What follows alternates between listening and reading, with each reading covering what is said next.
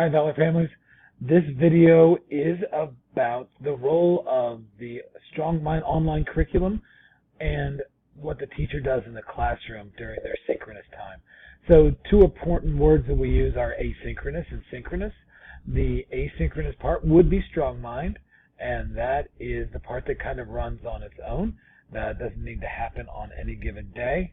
There is a minimum pace that is set in the pacing guide. You'll find in your syllabus it says when things are due, but there's no maximum. As long as you're doing the work conscientiously, then you may move at a pace that works for you. There is a minimum pace that if we're not getting to it, we need to figure out how to support you.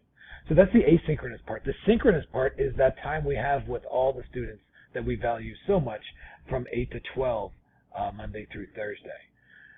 The distinction between the two, and this was the nature of a couple of questions we got, was that the online work informs the synchronous part. So the asynchronous informs the teacher as to what they should be covering in the synchronous time when they have them with the students.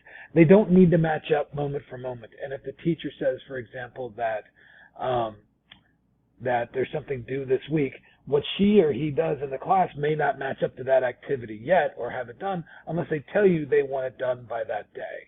And in which case they'll have that discussion with you. But the pacing of it doesn't have anything to do necessarily with what the teacher does in the classroom, because it's just informing them what they should cover. And the other part that's informing them is the data they get back. So when the students are working through their coursework, data is flowing back to the teacher saying, hey, the students really struggle with this, or it looks like the student was just clicking through. We need to make sure we slow them down.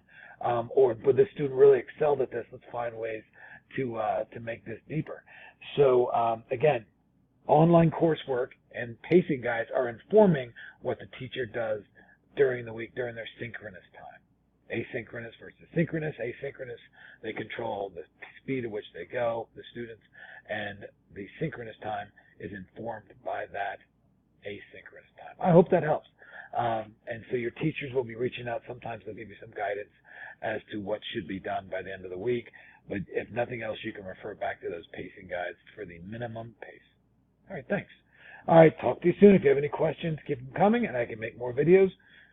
Okay, bye-bye.